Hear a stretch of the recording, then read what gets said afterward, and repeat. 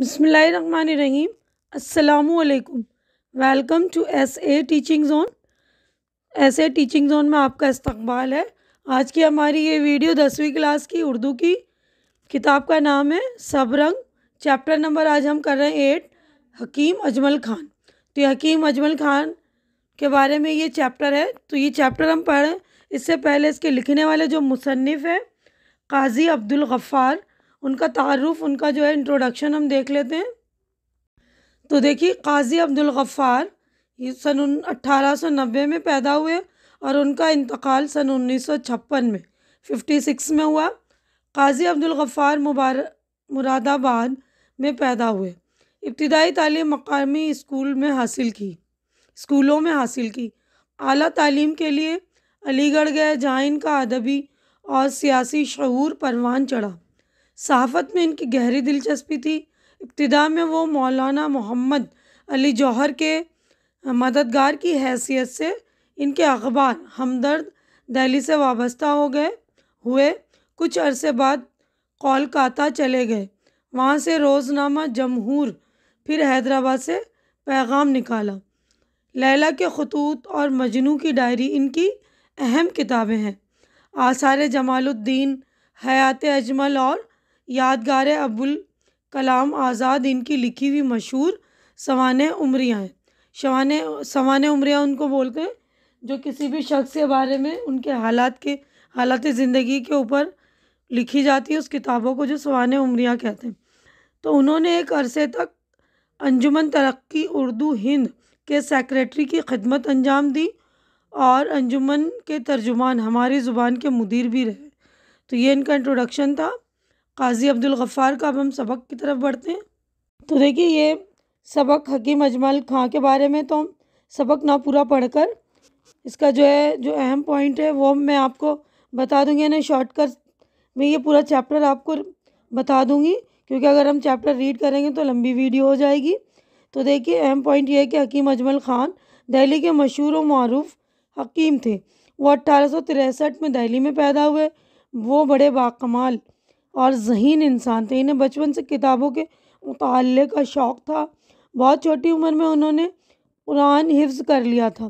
ان کا یہ شوق دیکھ کر والد انہیں ملا پکارنے لگے۔ اپنے گھر کے اکھاڑے میں وہ اپنے ساتھیوں کے ساتھ ورزش کیا کرتے تھے۔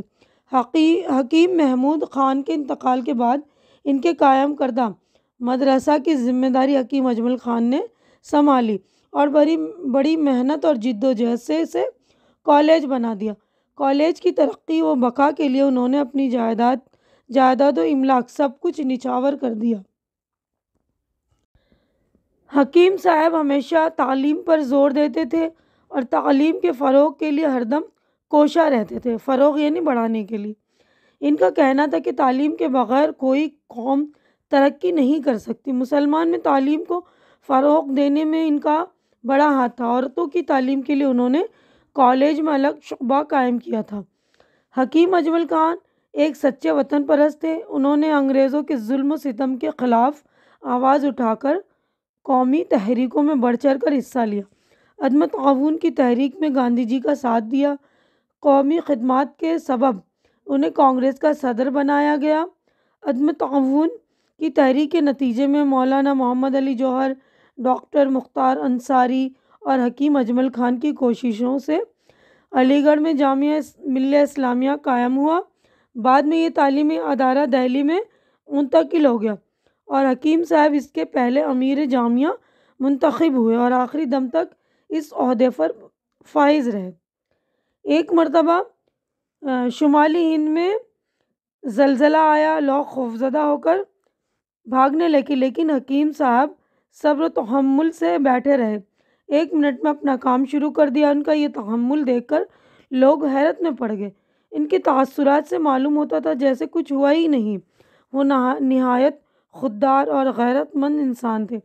ایک مرتبہ مراد آباد اسٹیشن پر ٹرین میں اول درجے میں بیٹھے تھے کہ ایک انگریز ڈبے میں داخل ہوا اور ایک ہندوستانی کو فرسٹ کلاس میں بیٹھا دیکھ کر ناراض ہوا اور حکیم صاحب سے کہا کہ آپ یہاں سے ہٹ کر دوسری جگہ بیٹھ جائیے۔ حکیم صاحب خاموش بیٹھے رہے۔ اتنی دیر میں انگریز کا مسافر کا نوکر انگریز کا نوکر سامان لے کر داخل ہوا، اس نے بتایا کہ یہ دہلی کے مشہور حکیم ہیں۔ یہ سن کر انگریز نے اپنا رویہ بدل دیا، یعنی بات کرنے کا جو ہے طریقہ بدل کر معافی مانگی۔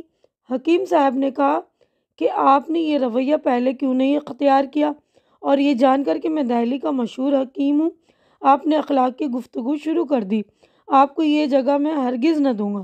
اگر آپ پہلے ہی اخلاق سے پیش آتے تو میں یہ جگہ ضرور آپ کو دے دیتا۔ یعنی انہوں نے پہلے اچھی طرح سے بات نہیں کی نا، ان کو لگا کوئی ایسے ہی احمد آدمی ہوگا، کوئی کامن سا ہے نا۔ جب ان کو معلوم پڑا کہ حکیم ہے تو انہوں نے رویہ بدل لیا نا اپنے۔ حکیم صاحب درد مند انسان تھے، وہ دوسروں کے درد کو اپنا درد سمجھتے تھے، غریبوں اور ضرورت مندوں کا خیال رکھتے۔ نوابوں اور راجاؤں سے ماہوار ہزاروں کی رقمیں بندھی تھیں۔ دہلی سے باہر جانے کی روزانہ 1000 روپے فیس مقرر تھی، مگر انہیں دولت سے محبت نہیں تھی۔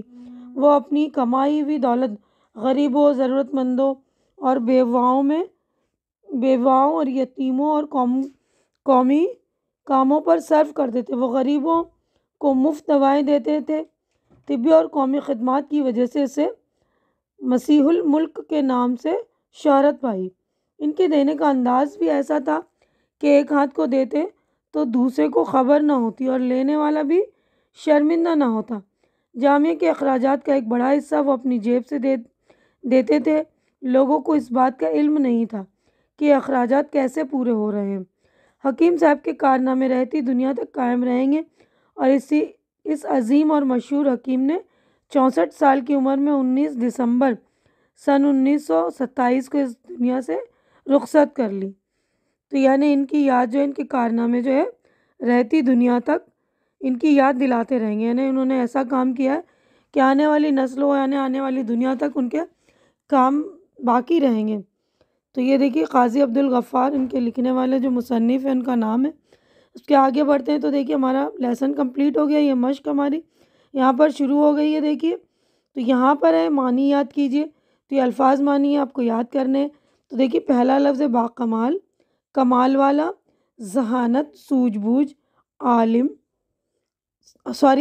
ہے، عالم یعنی حال، حفظ کرنا، زبانی یاد کرنا، کتب بینی کتابیں پڑھنا، طب یونانی علاج کا یونانی طریقہ، شعبہ محکمہ حصہ، املاک ملک کی جمع یعنی جائیداد، وقف کرنا لوگوں کی بھلائی کے لیے اپنی جائیداد دے دینا، ایثار قربانی، ادنا معمولی، فروغ ترقی بڑھاوا دینا۔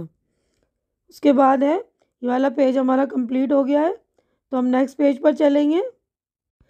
تو نیکسٹ ہے دیکھیے جبر، زور زبردستی، عدم تعاون ساتھ نہ دینا، اعزاز رتبہ عزت، درسگاہ تعلیم کی جگہ تعلیمی ادارہ، منتقل ہونا ایک جگہ سے دوسری جگہ جانا، امیر جامعہ یعنی چانسلر، اتحاد مل جل کر رہنا، مطب ڈاکٹر یا حکیم کے بیٹھنے کی جگہ یعنی کلینک، عام زبان میں بولتے ہیں نا کلینک، تو یونانی جو حکیم ہوتے ہیں وہ ان کے کلینک کو مطب کہتے ہیں۔ پے در پہ ایک کے بعد ایک لگاتار، سراسیمہ گھبرایا ہوا ڈرا ہوا، ضبط و تحمل صبر اور برداشت، انکسار خاکسار خود کو چھوٹا سمجھنا عاجزی، چی بجبی ہونا محاورہ ہے، یہ رہا عزت نفس خود کی عزت خودداری، چی بجبی ہونا محاورہ ہے، ناراض ہونا، ٹس سے مس نہ ہونا یہ بھی محاورہ ہے، یعنی اپنی جگہ سے بالکل نہ ہلنا، فقیرانہ طبیعت سادہ طبیعت، وظائف وظیفہ کی جمع مدد کے لیے دی جانے والی رقم، جیسے اسکالرشپ بولتے ہیں نا، مسیح الملک ملک کا مسیحا بیماروں کو اچھا کرنے والا، عطیات عطیہ کی جمع یعنی چندہ۔ تو یہ والا پیج ہمارا کمپلیٹ ہو گیا، نیکسٹ پیج پر چلیں گے ہم۔ تو دیکھیے نیکسٹ جو ہے لفظ جہان فانی، ختم ہونے والی دنیا، کوچ کرنا روانہ ہونا۔ تو یہاں پر ہے سوچیے اور بتائیے۔ تو یہاں پر دیکھیے 6 سوالات ہیں، اس کے جوابات دینے ہمیں، اس کے جوابات بتانا ہے، تو سبھی کے جوابات ہم دیکھ لیں گے۔ تو پہلا سوال ہے حکیم اجمل خان نے طبیہ مدرسے کی ترقی کے لیے کیا کام کیے؟ تو جوابات دیکھ لیجیے۔ تو حکیم اجمل خان نے طبیہ مدرسے کی ترقی کے لیے بڑی محنت اور جدوجہد کی اور اسے مدرسے سے کالج بنا دیا۔ انہوں نے عورتوں کی تعلیم کے لیے علیحدہ شعبہ قائم کیا۔ اس تعلیمی ادارے کے لیے انہوں نے اپنا ذاتی دواخانہ اور تمام املاک وقف کر دی اور اپنے خاندان والوں کے لیے کچھ نہ چھوڑا۔ دواخانے اور جائیداد سے ہونے والی 2 لاکھ روپے سالانہ کی آمدنی طبیہ کالج پر صرف ہوتی تھی۔ اب نیکسٹ کویشچن دیکھتے ہیں ہم۔ سوال نمبر 2 ہے، تعلیم کے بارے میں حکیم اجمل خان کا کیا خیال تھا؟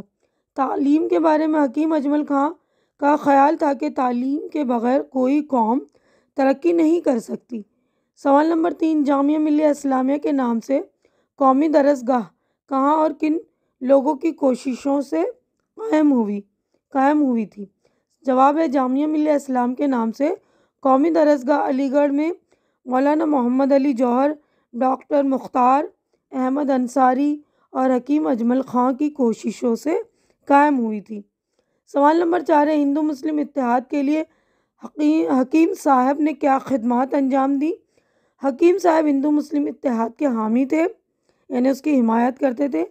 جہاں کہیں ان دونوں فرقوں کے درمیان لڑائی جھگڑا ہوتا، حکیم صاحب اپنی جان ہتھیلی پر لے کر وہاں پہنچ جاتے اور جب تک دونوں میں صلح صفائی نہ ہو جاتی وہاں سے واپس نہ آتے۔ سوال نمبر 5 ہے، ریل کے سفر میں حکیم صاحب کے ساتھ کیا واقعہ پیش آیا؟ ایک مرتبہ حکیم صاحب رامپور سے تشریف لا رہے تھے اور مراد آباد اسٹیشن پر ٹرین میں اول درجے میں بیٹھے ہوئے تھے کہ ایک انگریز مسافر ڈبے میں داخل ہوا اور ایک ہندوستانی کو فرسٹ کلاس میں بیٹھے ہوئے دیکھ کر ناراض ہوا۔ جس برتھ پر حکیم صاحب کا بستر لگا ہوا تھا اس پر وہ خود قبضہ کرنا چاہتا تھا، اس لیے آتے اس نے حکم دیا، ادھر جائیے گا۔ وہ بار بار کہتا رہا لیکن حکیم صاحب خاموش رہے کیونکہ ان کے پاس فرسٹ کلاس کا ٹکٹ تھا۔ اتنے میں انگریز کا ملازم سامان لے کر داخل ہوا اور جب دیکھا کہ صاحب بگڑ رہے ہیں تو آہستہ سے ان کو بتایا کہ یہ دہلی کے مشہور حکیم ہیں۔ یہ سن کر صاحب نے فوراً اپنا رویہ تبدیل کیا اور کہنے لگے، حکیم صاحب معاف فرمائیے گا، میں نے آپ کو پہچانا نہ تھا، میں بیمار ہوں اور داہنی کروٹ سو نہیں سکتا، اس لیے آپ کے برتھ پر سونا چاہتا تھا۔ حکیم صاحب نے کہا کہ آپ کا یہ گفتگو کا یہ طریقہ پہلے ہی کیوں نہ اختیار کیا؟ یہ معلوم ہونے کے بعد کہ میں اجمل خان ہوں آپ میرے ساتھ اخلاق سے پیش آ رہے ہیں، مگر یہ دیکھ کر کہ میں ہندوستانی آپ کو اپنے اخلاق کے ساتھ گفتگو کرنے کی ضرورت نہ سمجھی۔ اب میں یہ جگہ آپ کو ہرگز نہ دوں گا۔ تو اب نیکسٹ کویشچن دیکھیں گے ہم۔ تو چھٹا سوال ہے، دیکھیے، حکیم صاحب غریبوں کی مدد کس طرح کرتے تھے؟ حکیم صاحب غریبوں اور ضرورت مندوں کا ہمیشہ خیال رکھتے تھے۔ وہ جو کچھ کماتے تھے اپنے عزیزوں اور غریبوں کی مدد اور قومی کاموں میں اٹھا دیتے تھے۔ غریبوں سے کوئی فیس نہیں لیتے تھے بلکہ انہیں دوائیں بھی مفت دیتے تھے۔ کتنی ہی بیواؤں اور یتیموں کے ماہانہ وظیفے مقرر تھے۔ دینے کا انداز ایسا ہوتا تھا کہ ایک ہاتھ سے دیتے تو دوسرے ہاتھ کو خبر نہ ہوتی اور لینے والا بھی شرمندہ نہ ہوتا۔ تو 6 جوابات ہو گئے مکمل۔ تو دیکھیے ہمارے یہاں پر 6 جوابات ہو گئے مکمل، ہمارا چیپٹر بھی مکمل ہو گیا۔ امید ہے کہ جو کچھ میں نے آپ لوگوں کو سمجھایا، ایکسپلین کیا، اچھی طرح سے آپ کی سمجھ میں آ گیا ہوگا اور میری ویڈیو بھی آپ لوگوں کو اچھی لگ رہی ہوگی۔ اچھی لگ رہی تو اسے لائک کیجیے، زیادہ سے زیادہ شیئر کیجیے تاکہ جو بھی آپ کے ضرورت مند دوست وغیرہ ان کی ضرورت پوری ہو سکے اور ان کو ہیلپ ملے۔ اور میرے چینل کو سبسکرائب کر کے آپ لوگ میری بھی ہمت بڑھائیے کیونکہ آپ کے سپورٹ کی بہت زیادہ ضرورت ہے میرے چینل کو۔ تو پلیز آپ لوگ میرے چینل کو سپورٹ کیجیے، میرے چینل کو سبسکرائب کیجیے، لائک شیئر کیجیے۔ ہماری اگلی ملاقات انشاءاللہ نیکسٹ ویڈیو میں ہوگی۔ تب تک کے لیے آپ لوگ اپنا خیال رکھیے، مجھے دعاؤں میں یاد رکھیے۔ اللہ حافظ۔